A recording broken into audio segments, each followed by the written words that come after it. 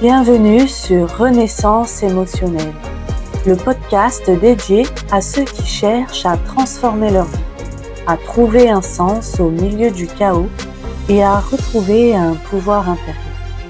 Je suis Émilie Monté, neuropraticienne de la Scamden et entrepreneur dans le monde du bien-être émotionnel.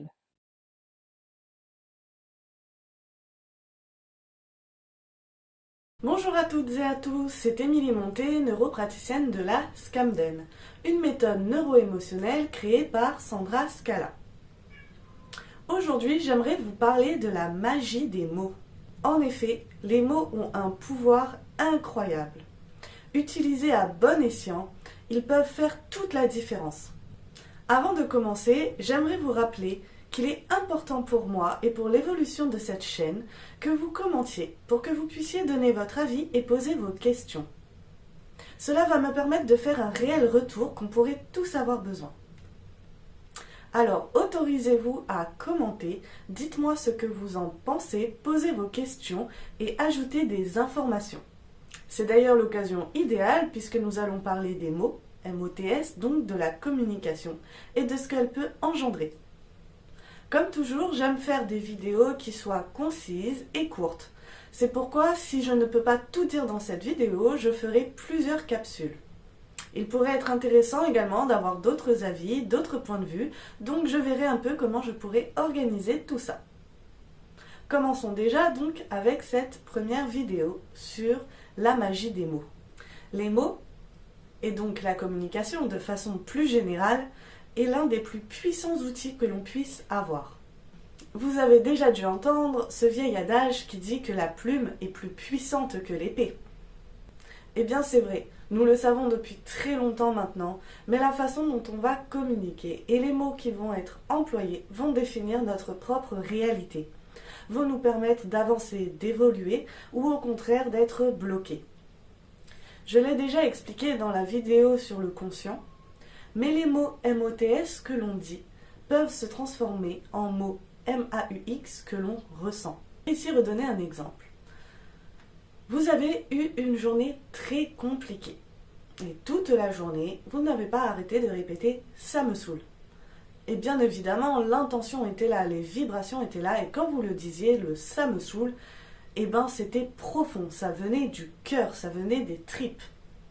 Le soir, après votre journée très très compliquée, vous êtes saoulé, vous avez la tête qui tourne, vous êtes épuisé, vous êtes dans de mauvaises énergies. C'est l'exemple le plus simple et le plus adaptable à tous. Mais les mots ont une portée, un pouvoir tellement infini qu'ils peuvent s'appliquer à tout. Je vais vous donner un autre exemple. Une personne qui pense que sa vie est nulle, pour rester poli. Eh bien cette vie, elle va être vraiment nulle parce qu'elle va le dire tous les jours, elle va le penser, il va y avoir cette intention qui est là et qui vibre en elle. Et les énergies autour d'elle vont s'adapter à ces mots-là. Elle dit que sa vie est nulle, et bien on va lui montrer que sa vie est nulle. Elle va créer sa propre réalité. Je vais vous donner un autre exemple. Une personne qui est fatiguée de beaucoup de choses, qui n'en peut plus, souvent on va l'entendre dire « je veux être en paix ». En paix. Vous êtes sûr de vouloir être en paix? Qu'est-ce que la paix finalement? La paix, c'est P-A-I-X. La mort. Bien évidemment, vous n'allez pas mourir dans la vraie vie. Mais émotionnellement, symboliquement parlant, vous demandez une mort, un arrêt, quelque chose qui se termine. Si c'est ce que vous souhaitez réellement, c'est ce que l'on va vous apporter.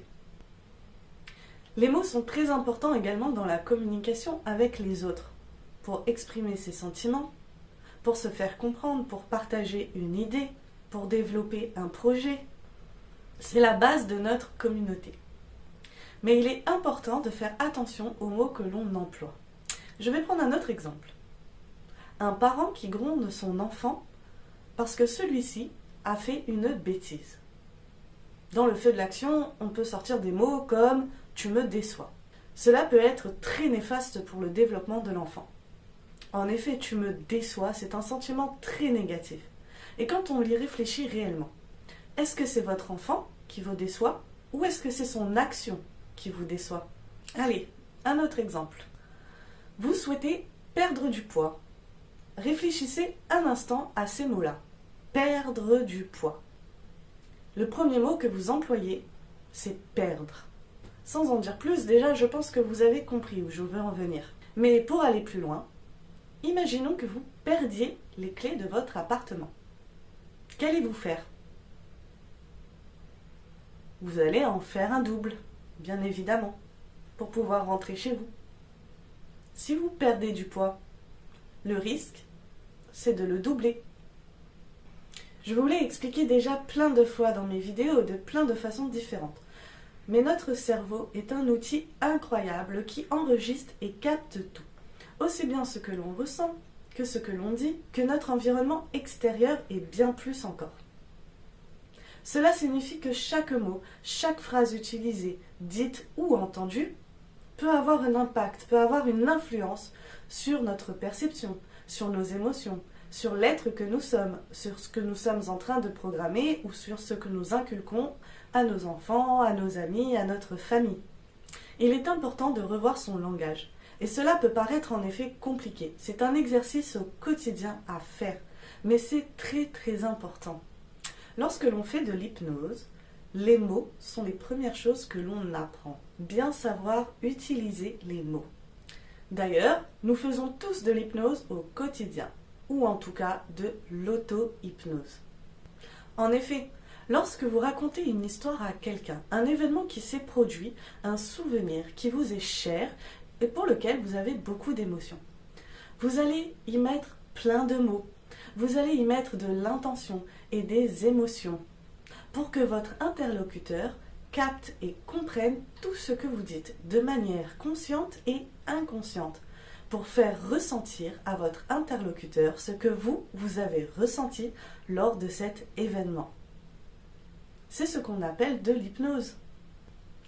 Je vais vous donner un exemple concret du pouvoir des mots, de la magie des mots. Et donc, un petit exercice à faire quand vous en aurez le temps, quand vous en aurez l'envie. Tout d'abord, réfléchissons. Si vous pouvez trouver sur YouTube ou autre des hypnoses ou des méditations, vous comprendrez que les mots sont importants. Peut-être que certains d'entre vous en ont fait plusieurs et ont pu comprendre de façon consciente ou inconsciente des différences entre celles-ci. Les mots peuvent nous influencer de façon très profonde, jusqu'à même notre physiologie, notre corps. Petit exercice que je vais vous donner à faire pour que vous puissiez réellement comprendre son impact, c'est simplement de vous mettre dans un fauteuil ou allongé sur votre canapé ou sur votre lit. Et vous allez vous concentrer sur votre bras. Et vous allez répéter plus léger, encore plus léger, de plus en plus léger, encore léger. Tout simplement. Et vous allez vous concentrer sur votre bras et vous allez l'imaginer se lever et être de plus en plus léger. Vous allez ainsi me dire ce que vous en avez pensé. Avec cet exercice, je veux vous montrer à quel point les mots peuvent nous influencer. Ici, rien de néfaste, mais imaginez au quotidien toutes vos pensées et émotions négatives et l'impact qu'ils peuvent avoir sur vous avec cette même technique-là. Nous communiquons tous au quotidien, que ce soit avec nous-mêmes ou avec les autres. Des millions de pensées jaillissent. Bien évidemment, c'est impossible de les contrôler toutes. Cependant, avec de l'entraînement, de l'exercice et même des formations adaptées, nous pouvons apprendre à mieux communiquer, d'abord avec nous et ensuite avec les autres, pour avoir un mieux vivre, un mieux-être, une meilleure communication. Les personnes qui ont un problème de communication avec les autres, c'est qu'en général, elles ont un problème de communication avec elles-mêmes déjà. Comment voulez-vous que les autres vous comprennent si vous avez déjà des difficultés à communiquer avec vous-même, à vous écouter et à vous comprendre? La communication, ça passe déjà par soi, par ses propres mots, par ses propres perceptions et par sa propre façon de pouvoir les exprimer. Encore une fois, je vais vous donner un exemple tout simple. Vous avez besoin d'une personne et donc vous allez aller la voir, soit en vrai, soit en l'appelant, soit en lui envoyant un message. Vous avez un besoin urgent. Et donc la première chose que vous faites, c'est d'embrayer sur ce besoin. Vous ne lui avez en aucun cas dit « Bonjour, comment ça va? S'il vous plaît, merci ». Ça peut se comprendre. Vous avez besoin de quelque chose, vous le voulez tout de suite parce que c'est très important pour vous. Mais en retour, qu'avez-vous? Eh bien, vous avez un non. Non pas parce que la personne ne peut pas, non pas parce que la personne est déjà occupée ou qu'elle en est incapable, mais simplement que la communication est mal passée. Peut-être s'est-elle sentie blessée, peut-être s'est-elle sentie acculée. La communication au quotidien est importante. Lorsque l'on dit bonjour ou comment ça va, cela peut sembler être de simples formules de politesse, mais pourtant c'est bien plus que cela. C'est une forme de respect, un respect qu'il faut avoir tout en ayant une écoute active. Une écoute active, ça veut dire quoi? Eh bien déjà, ça veut dire écouter pour réellement comprendre ce que l'autre veut nous dire. Écouter pour ensuite pouvoir répondre de la façon la plus adaptée, la plus logique, celle qui apportera le plus de bénéfices aux deux interlocuteurs, vous et l'autre personne. Si je devais résumer cette phrase, appliquez à vous-même ce que vous demandez aux autres. La communication, ça part toujours de soi d'abord et ensuite des autres. J'en ai parlé un peu dans ma vidéo sur les émotions, mais cela rejoint un peu l'intelligence émotionnelle. Se mettre à la place de l'autre, tout en gardant ses propres valeurs, ses propres croyances, ses propres émotions.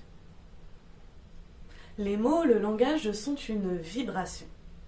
Ils sont importants et ils sont propres à chacun d'entre nous. C'est pour cela, par exemple, que l'on va être attiré plus par un livre qu'un autre. La façon dont l'auteur va écrire va nous faire vibrer ou non. C'est aussi cela qui va nous permettre de ressentir, de voir, d'imaginer ce que l'auteur a voulu mettre en place. On a l'impression d'être dans le livre, parce que les mots sont importants. Ils ont été soigneusement choisis et ils vont vibrer de façon différente en fonction de ce que nous avons programmé. Tout comme les films ou les citations que l'on peut voir ou entendre, certaines vont nous marquer plus que d'autres.